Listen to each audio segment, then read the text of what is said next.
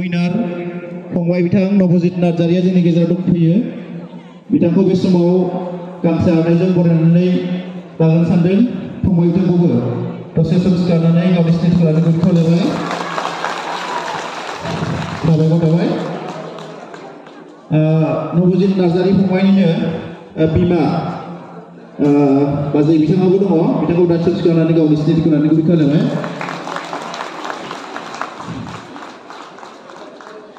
साबायखर थाबाय। फंबाय बिथांखौ बरायगोन।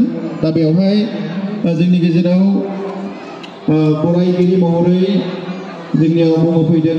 बिथांमोनखौ साखाफारा जानो थाखाय गुरै खावलायहरबाय। जों बान्जाय आफादनिफ्राय बिथांखौ बरायगोन गांसे मानलाय आर'नाइजों। लोगोसेनो आरसिया बरायनायनि उनाव इउएन एकाडेमि खैराबारि दख'रा आइजो अनसाय आफाद, खैराबारि दख'रा दुलाराय बर' हारिमु आफाद, खैराबारि दख'रा बाथौ महासभा, अलंबार गेजेर फरायसालि, अलंबार गोजौ फरायसालि बिथांमोना नबजित नार्जारि फंबाय बिथांखौ बरायगोन।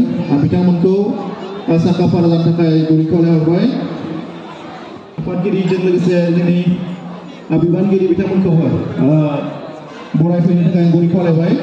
दा बे समाव बान्जाय आफादनिफ्राय गांसे मानलाय आरो आर'नाइ जों बिथांखौ बरायनो सानदों। जि मानलाय बावदों बेखौ आङो फरायथिनो खावलायबाय।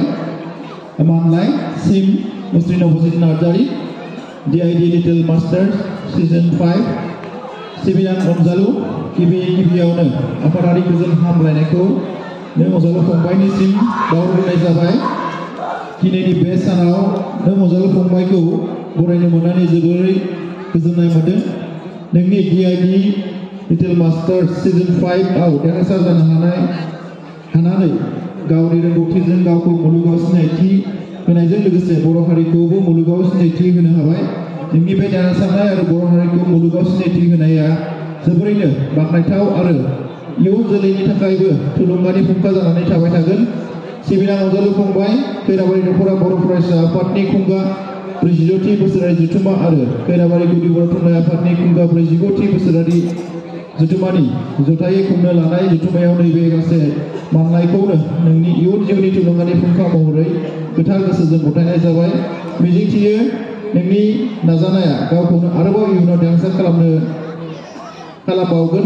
एसेनोसै गोजोन्थों। खैराबारि गुदि बर' थुनलाइ आफादनि जानानै मैखोम खुंगुर बर' आफादगिरि बिरेन बर' गाहाय नेहाथारि, खैराबारि दख'रा दुलाराय बर' फरायसा आफादनि जानानै हेम कुमार बसुमतारी आफादगिरि, लासित बसुमतारी गाहाय नेहाथारि, थावनि खैराबारि महिरंग फावथिनासालि, खालार 24 डिसेम्बर 2022। दा बे समाव बिथांखौ मानखौ बावनो थाखाय आङो बान्जाय आफादनि आफादगिरि नेहाथारिजों लोगोसे खैराबारि गुदि बर' थुनलाइ आफादनि आफादगिरि नेहाथारि आरो खैराबारि दख'रा दुलाराय बर' फरायसा आफादनि आफादगिरि नेहाथारिजों लोगोसे जोंनि बिबानगिरि बिथांमोनखौ बावनो खावलायबाय।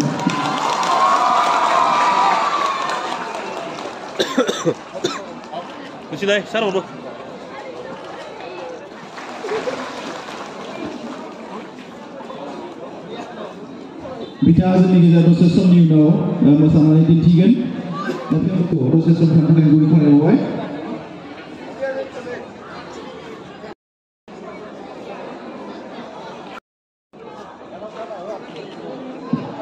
बिथांनो रांनि थुख्रा एसे बावदों 5,000 जों बांद्राय बावनो हायाखै। बेखौनो बिथांनाव बावनाय जाबाय। बे समाव बरायगोन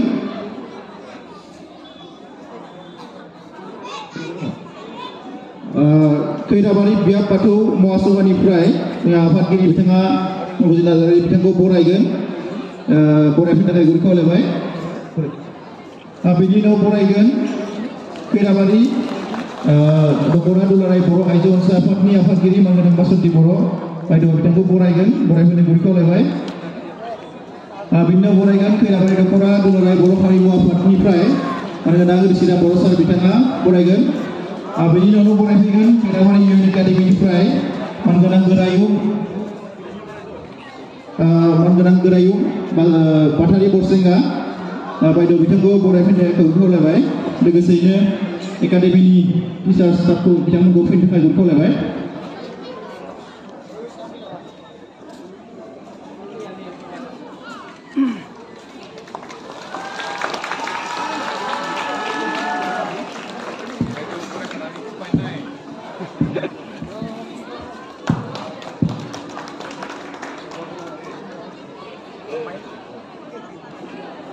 Bersama bidang ini, maksudnya bima bidang kubur Boraidan kalau duri kau lebih. Bersama Borai Pigan, Olombar Kuzu Porasal ni, Gaya Purenggiri, mereka bidang Probin Boro, saya bidang Borai Pigan. Foto lah, guarda. Sampai kau bersama Borai Pigan, Olombar Kuzu Porasal ni, Gaya Purenggiri, saya bidang Probin Boro, bidang Borai Pigan duri kau lebih. Bidang Borai Pigan, Olombar Gizet Porasal ni, Gaya Purenggiri, saya bidang Marasal Boro, saya bidang Borai Pigan.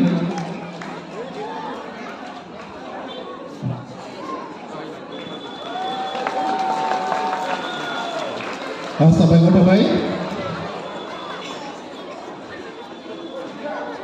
bersama menubuzin nazar pembaiku bersama jirai dan guri kau lebai.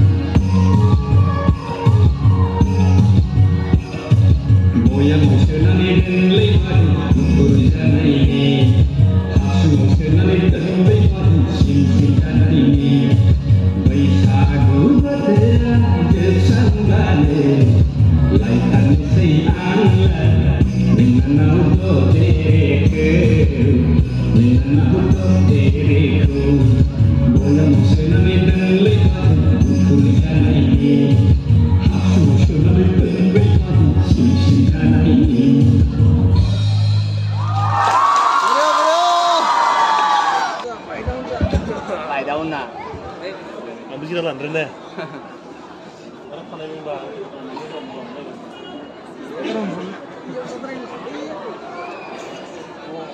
baik siapa nih? Hansir. Pikiran lah.